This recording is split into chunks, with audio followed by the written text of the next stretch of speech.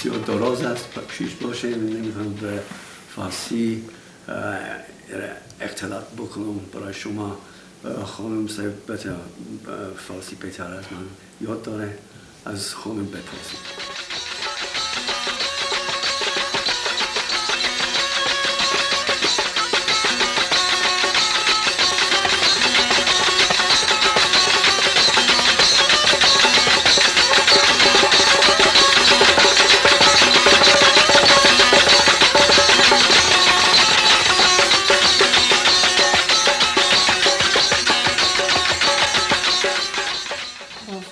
جان بورس گرفته از طرف حکومت انگلستان که ساز هراتی، ساز دوتار تحقیقات کنه. در زمان داود خان ما رفتیم افغانستان. بعد از یک هفته داود خان شد. I will now explain in English what I'm doing.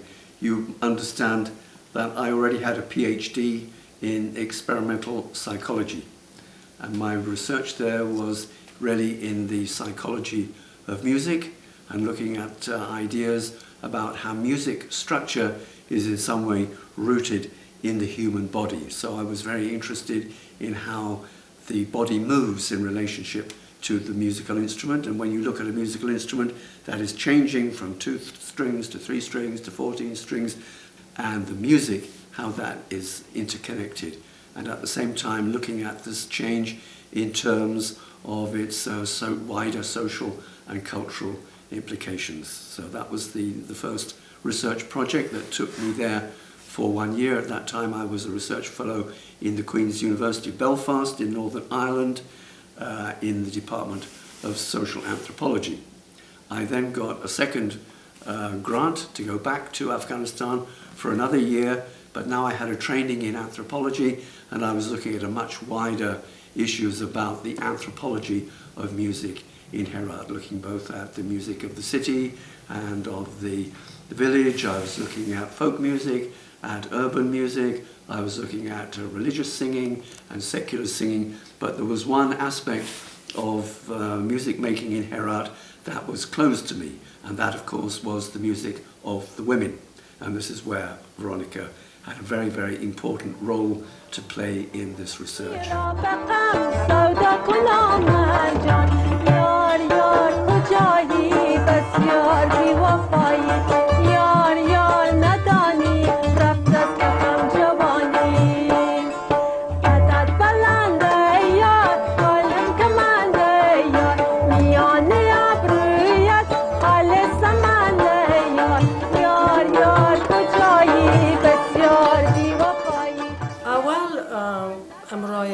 بیت محلی کار کردم که بفهمم بیت هرچی که ثبت کرده از سازنده یا خواننده. ما امروزی کار کردم 4 بیتی یا بیت محلی که تقریبا آموخته شدم و یاد گرفتم. بعد از این تصمیم گرفتم که دلچسب باشه که خودم بخوانم، یاد بگیرم که بخوانم و دایره بزنم امرای آواز به شکل زنای هراتی. همسایه داشتم، پیش از او میرفتم و چند خواندن محلی یاد گرفتم. یک استاد پیدا شد که زن سازنده کسبی بود به نام زینب هروی که او میرفت به دسته ساز، امرای دسته ساز به مجلس زنانه. دسته ساز ارمونیا از هندوستان، طبله، دایره، گاهی وقت زنگ، امرای خواننده و خواندن و کمی رقص هم میشد. امراه از او یاد میگرفتم، میرفتم به خانه از او برای بسیار خوب چیزی یاد داد. منم گاهی وقت امراه از او میرفتم به مجلس ها که دیدم رواج سازنده چی رقم است.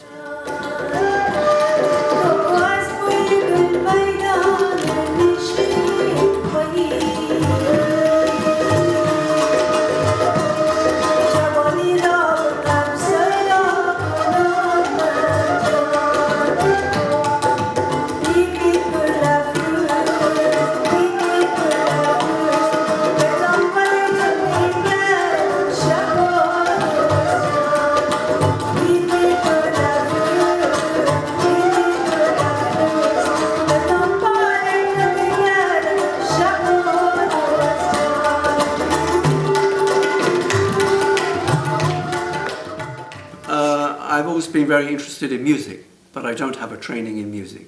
And when Veronica and I first met, then it was music partly that drew us together, and we used to perform together. I was playing guitar and she was singing. We were singing together, so we were able to transfer our interest in performing together, in learning to perform the music of Heraut. Learning to perform was part of my research, but it wasn't the main objective, and the people who were giving me the money certainly didn't expect me to devote so much time to learning to play the music, but it was a strong incentive. And once we had reached a certain level, then we were back in Belfast, then the communists came into Afghanistan. We were completely cut off from Afghanistan for about 7 years, but we had all this material to work upon, and we kept playing the music in Belfast, and then in 1985 I was able to go to Peshawar in Pakistan to make a film about refugee musicians in Pakistan.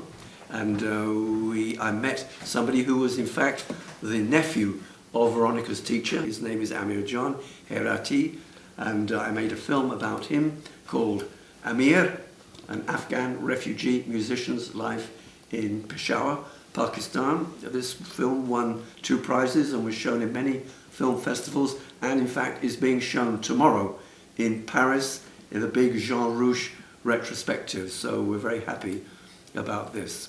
And following that, then I, and also Veronica, but less so, made a number of visits to work with musicians in Peshawar, in Islamabad, in Mashhad, Tehran, in Fremont, California, in Hamburg, in London, in Dublin, and most recently we have been working together in Australia, in Sydney and in Melbourne, because now I became very interested in the circulation of music in the Afghan transnational community, and where the centers of creativity are now located, because in the past it was Radio Kabul. Radio Afghanistan was a very important center for music and for musical creativity, and now that creativity center shifted partly to California, partly to Hamburg, and now with 10 years of relative peace in Afghanistan, we are seeing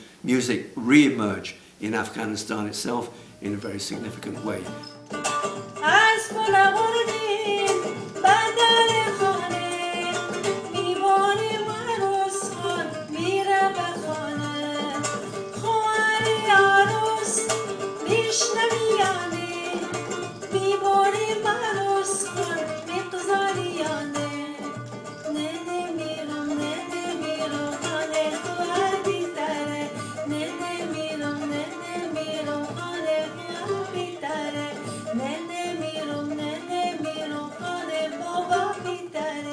Of course, many things have changed. And I was in Kabul 2 weeks ago.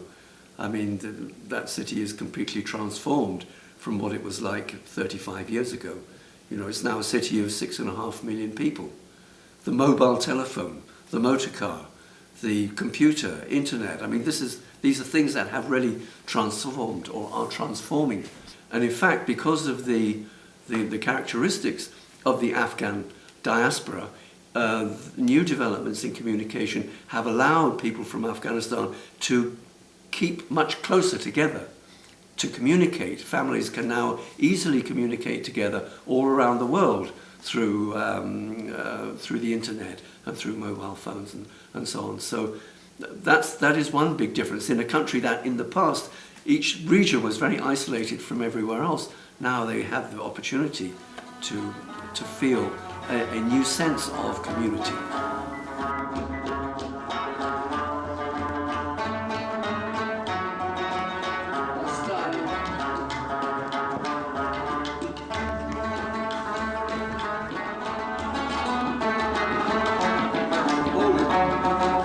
We're going a bit too fast, so let's slow it down a bit. Well, I've been more interested in poetry recently, and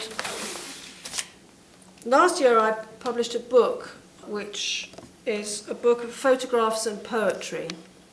The poetry is folk poetry, Chalbeti, that I've learnt in my singing performances. And so I've used photographs from an archive from an organisation called Afghan Aid to show their work and to show what has happened in Afghanistan for the last 30 years. But pairing those images with poetry, with my translations and with calligraphy, so that so that people can understand something about Afghan folk poetry. It's a great honor and delight to be invited to participate in a festival of Rumi's poetry, and I want to get to know his poetry much better, and because of that I've developed some performance using Rumi texts. I already had some, but I've felt the impulse to work with some other materials that I'm going to sing tonight in our concert, which is from Rumi and which we heard being sung in Afghanistan, which we loved very much and which I learnt a few years ago, which is invocation to Ali, Mastan Salamat Mikonan, from Diwan Shams.